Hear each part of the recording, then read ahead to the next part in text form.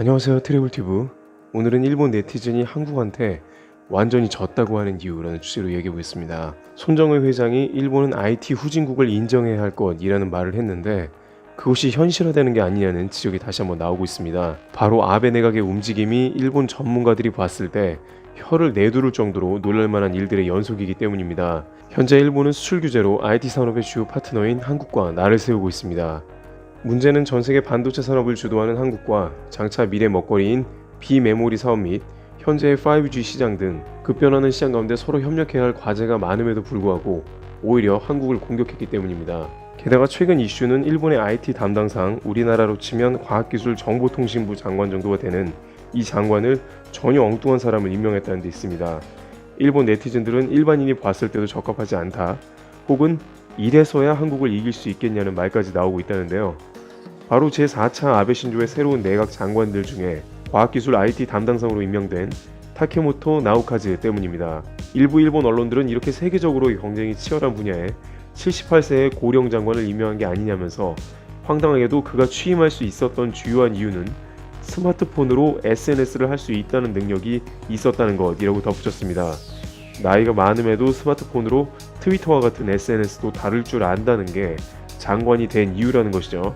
물론 나이가 많지만 해당 분야에 능력이 있다면 장관을 하지 못하리라는 법은 없습니다만, 비슷한 시기에 한국에 임명된 최기영 과기부 장관의 경우 최근까지 서울대 공과대 정규정보공학부의 교수로 역임하며 베테랑 경력자인 것을 봤을 때 일본에서 한국에 이러다가 진다는 이야기도 나올 만하다는 것입니다. 게다가 타케모토 장관이 지금까지 해온 일들을 보면 과학기술 분야 전문가로 인정을 받아 임명됐다기보다는 아베의 극우색을 더해주는 전형적인 정치 인물이라는 것입니다. 위안부를 부정하는 것은 물론이고 고노다마를 재검토해야 한다고 주장합니다. 전쟁 가능한 국가가 되려는 평화헌법 개정도 찬성하며 사실상 극우 정치인의 길만을 걸어온 인물인 것입니다. 비슷하게 작년 말 사이버 보안 담당을 지낸 사쿠라다 요시타카 장관은 25세 때부터 비서에게 일을 시켜 컴퓨터를 한 번도 써본 적이 없다고 답해 논란을 일으켰습니다. 이것은 기자가 일본 원자력 발전소에서 USB를 사용하냐고 질문하자 장관이 USB가 뭔지 몰라서 나온 답변이었습니다. 사이버 보안 담당상 사쿠라다는 직원들이 다 아는데 뭐가 문제인가 라며 얼버무렸지만 자질 논란을 피할 수 없었습니다. 그 밖에 올림픽 담당상은 올림픽 예산을 묻자 1,500엔, 당시 약 15,000원이라고 답변을 하기도 했습니다.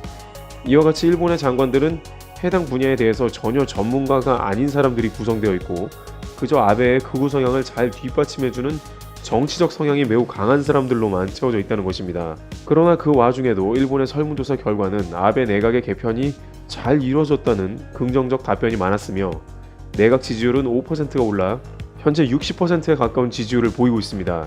한국 괴롭히기가 효과를 봤다는 것입니다. 아베 총리는 한국에 대한 외교 정책은 먼지만큼도 변하지 않을 것이라며 여전히 강경하게 나올 것으로 전망되고 있고, 내각도 자신의 정치적인 입지를 강화해줄 사람으로만 구성하여 앞으로 양국에 더욱더 긴장감이 흐를 것으로 전망되고 있습니다.